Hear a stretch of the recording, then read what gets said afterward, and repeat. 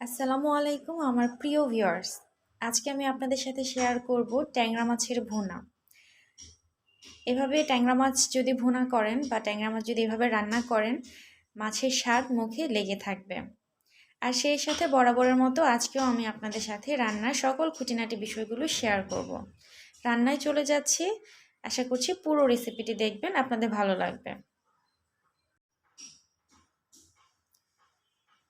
রান্নাটি করার জন্য চুলায় আমি একটি প্যান বসিয়ে নিয়েছি, দিয়ে দিচ্ছি পরিমাণ মতো তেল। প্রথমে আমি ট্যাংরা মাছটা ভেজে নেব। ভেজে নেওয়ার জন্য তেলটা গরম করে নিচ্ছি। আর আগে থেকে আমি ট্যাংরা মাছ একটু লবণ আর হলুদ দিয়ে মেখে নিয়েছিলাম। গরম তেলে আমি মাছগুলো দিয়ে দিচ্ছি। আর এগুলো আপনারা যদি চান ট্যাংরা মাছের ঝোল করতে, সেক্ষেত্রে কিন্তু ট্যাংরা মাছ যদি ভেজে রান্না করেন সেটার এক ধরনের টেস্ট হয়। আর আপনারা চাইলে কিন্তু ট্যাংরা মাছটা কষিয়েও রান্না করতে পারেন, বাট এইভাবে ভুনা করলে চেষ্টা করবেন ভেজে রান্না করতে, তাহলেই ভালো লাগে। আর যদি ঝোল রান্না করেন তাহলে কিন্তু কষিয়ে রান্না করলে মাছের অথেন্টিক টেস্টটা পাওয়া যায়। মাছটা আমি সুন্দর করে ভেজে নিয়েছি, মাছটা ভাজা হয়ে গেছে, উঠিয়ে নিচ্ছি আলাদা একটি পাত্রে। এখন এর মধ্যে আমি দিয়ে দিব পেঁয়াজ কুচি। আমি এখানে মাঝারি সাইজের 2টি পেঁয়াজ কুচি করে নিয়েছি। পেঁয়াজগুলো আমি হাত দিয়ে একটু ভেঙে দিচ্ছি, যেহেতু ভুনা করব তো পেঁয়াজটাকে একটু কুচি করেই কেটেছি এবং হাত দিয়ে ভেঙে দিচ্ছি। পেঁয়াজটাকে খুব ভালো করে ভেজে নিচ্ছি।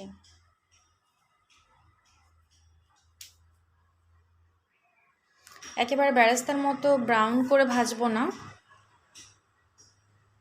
দেখে বুঝতে পারবেন হালকা একটা বাদামি কালার আসবে, কিন্তু এটা কিন্তু পুরোপুরি ভাজা হবে না। তো যখন নরম হয়ে আসবে এবং হালকা বাদামি রঙের মতো ধারণ করবে, তখন এর মধ্যে আমি দিয়ে দিচ্ছি পেঁয়াজের পেস্ট। আমি এখানে আবারও দুটি পেঁয়াজ আমি কুচি দিয়েছি এবং 2টি পেঁয়াজ এরকম পেস্ট করে নিয়েছি। আর আদা রসুন বাটা দিয়েছি হাফ চা চামচ। যেহেতু ট্যাংরা ছোট মাছ, এই ছোট মাছে কিন্তু বেশি মশলা ভালো লাগে না, শুধু ভুনা করছি এই জন্য এখানে আমি আদা রসুন বাটাটা দিয়েছি একেবারেই অল্প পরিমাণে। দুটা মিলিয়ে আমি হাফ চা চামচের মতো দিয়েছি। দিয়ে এখন এই আদা রসুন এবং পেঁয়াজের পেস্টটাকে খুব ভালো করে ভেজে নেব। একেবারে যেহেতু আমার এই বাটা মশলাটা একটু বেশি, সো এমন করে ভাজতে হবে যে দেখুন একদম ড্রাই হয়ে গেছে। যতক্ষণ না পর্যন্ত আদা রসুনের কাঁচা গন্ধটা চলে গিয়ে সুন্দর একটা স্মেল ছড়ায় ততক্ষণ পর্যন্ত ভেজে নিতে হবে। এরপর এখানে আমি অল্প একটু পানি দিয়ে নিচ্ছি, যেন নিচ থেকে পুড়ে না যায় মশলাটা। এখন অল্প একটু পানি দিয়ে এর মধ্যে আমি গুঁড়া মশলাগুলো অ্যাড করব। যেহেতু আমি হলুদ দিয়ে আমি মাছটা ভেজেছিলাম তেলের মধ্যে, সেই হলদেটে ভাবটা কিন্তু আছে, তো ওই পরিমাণটা বুঝে কিন্তু হলুদটা দিবেন, আপনারা রঙটা কতটুকু দিতে চান।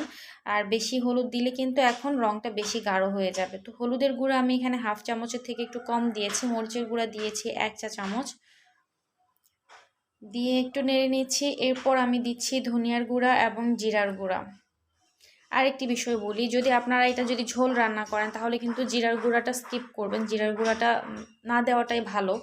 তাহলে মাছের রান্নার আসল মজাটা পাওয়া যায়, মাছের যে টেস্টটা পাওয়া যায়। যেহেতু আমি ভুনা করছি এই জন্য আমি 1 চিমটির মতো জিরার গুঁড়া এখানে দিয়েছি। আর ধনিয়ার গুঁড়া দিয়েছি 1/4 চা চামচ। এখন আমি জিরার গুঁড়া দিয়েছি জাস্ট 1 চিমটির মতো।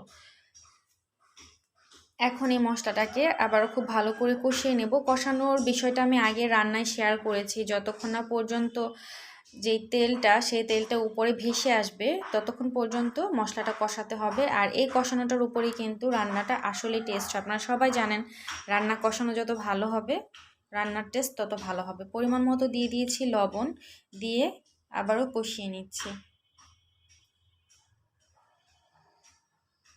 তো এই যে দেখুন মশলার উপরে কিন্তু তেল ভেসে উঠেছে, আমার মশলাটা একদম পারফেক্টভাবে কষানো হয়ে গেছে। এখন আমি দিয়ে দিচ্ছি পানি,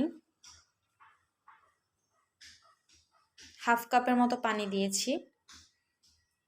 এখন ঢাকনা দিয়ে ঢেকে দেব পানিটা বলক আসা পর্যন্ত। এক্ষেত্রে আপনারা যদি মাছটা ঝোল করতে চান তাহলে কিন্তু পানিটা বাড়িয়ে দেবেন। আমি ঝোল রাখবো না, তাই আমি পানিটা হাফ কাপ দিয়েছি, আমার এতটুকুতেই এনাফ। যখন পানিতে বলক চলে এসেছে তখন আমি একটু নেড়ে চেড়ে এখন আমি আগে থেকে ভেজে রাখা মাছগুলো এখানে দিয়ে দিব।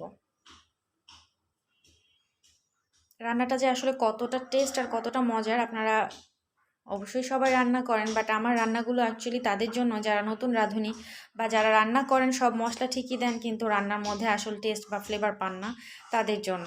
তো আপনারা যদি সেম প্রসেসগুলো ফলো করে পারফেক্টভাবে রান্না করেন, রান্না অবশ্যই স্বাদ হবে। তো যখন আমার ঝোলটা একটু কমে এসেছে তখন আমি ঢাকনাটা তুলে আবারও যেটা করেছি, একটু ধনেপাতা দিয়ে দিয়েছি। ধনেপাতা থাকলে দিবেন, না থাকলে নো প্রবলেম। তো ধনেপাতা হাতের কাছে ছিল, অল্প একটু ধনেপাতা দিয়ে দিয়েছি, ভালো একটা স্মেল আসবে, ফ্লেভার আসবে। আবারও ঢাকনা দিয়ে ঢেকে দিয়েছি ততক্ষণ পর্যন্ত যতক্ষণ না পর্যন্ত আমার ঝোলটা শুকিয়ে যাচ্ছে।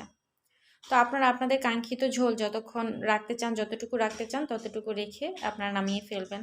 তো আমার ঢাকনাটা তুলে এখন আমি এটাকে আরও 3-4 মিনিট কষিয়ে নিব, তাহলেই আমার ঝোলটা পুরোপুরি শুকিয়ে একদম পারফেক্ট ভুনা হয়ে যাবে।